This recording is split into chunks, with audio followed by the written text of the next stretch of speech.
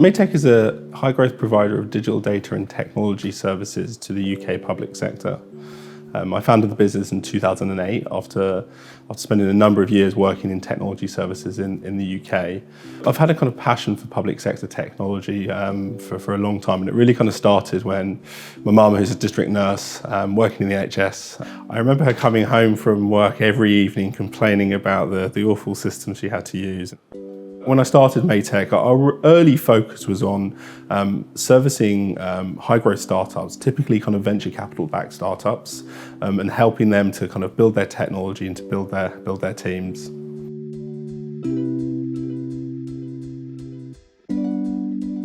In 2017, we started to see an opportunity within the UK public sector market. You know, the UK public sector was kind of changing the way it was looking to deliver technology, and we thought kind of the ways we were operating and delivering technology would work really effectively in that market. So we repositioned the business to focus on public sector in 2017. In 2018, we went all in and started to win some pretty significant customers. And really since then, we've been kind of really driving very, very strong growth in the business and expanding our business within the market. We've opened a number of offices in the UK in Manchester, Bristol, Swansea, and London. We've driven this growth without any external investment. We're a pure organic growth story.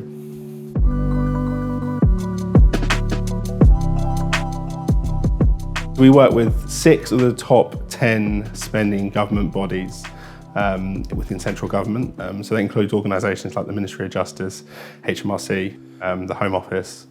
We work with DVLA on the provisional driving licence services, HMRC on the multi-channel digital tax platforms. We also work with local authorities, so London Borough of Hackney on housing. So we deliver lots of kind of repeating work into those organisations, which enables us to get kind of really strong long-term visibility on our kind of contract pipeline and develop the business over the long term.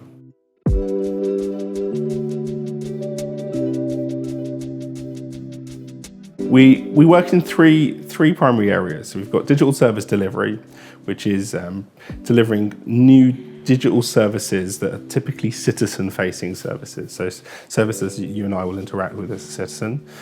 Second area we work in is around legacy modernisation. So taking legacy technology that exists in government departments and modernising that, making it fit for a modern era.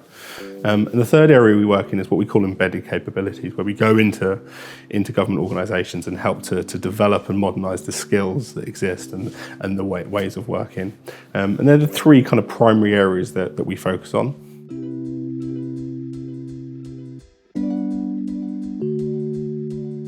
So the opportunity in the market that we're seeing, it's really that the UK government and international governments are continuing to try and change the way kind of citizens interact with state. And that's really been driven through kind of digital transformation of services. We've seen a change in the way governments buy technology services. And we're seeing the kind of government in the UK in particular become a more intelligent buyer, which is meaning it's starting to buy kind of technology services from a new breed of supplier that's coming to market. And we think we really benefit from this. We're also seeing kind of changes in sub-sectors that exist within the public sector. So areas like health, local government, defence, it's all significant opportunities within these markets, and we think we're really well positioned to capture the opportunities in these markets.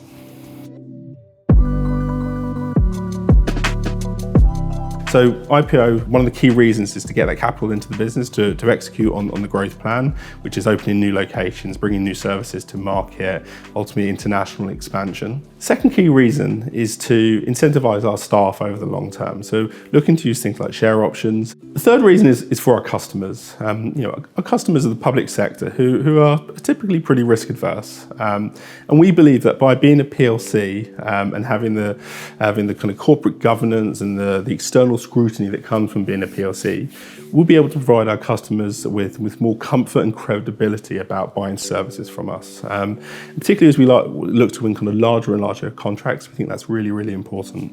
The fourth area is really about independence. So we've heard from our customers that they've seen organisations get to our sort of scale and get bought by big IT firms, and Ultimately, our customers don't want to see us go down that route. They want to see us continue to be independent as an organisation and kind of continue to drive forward in the market as the business is today. And we think by being a PLC, going through the IPO, it will enable us to do this and really execute on our strategy.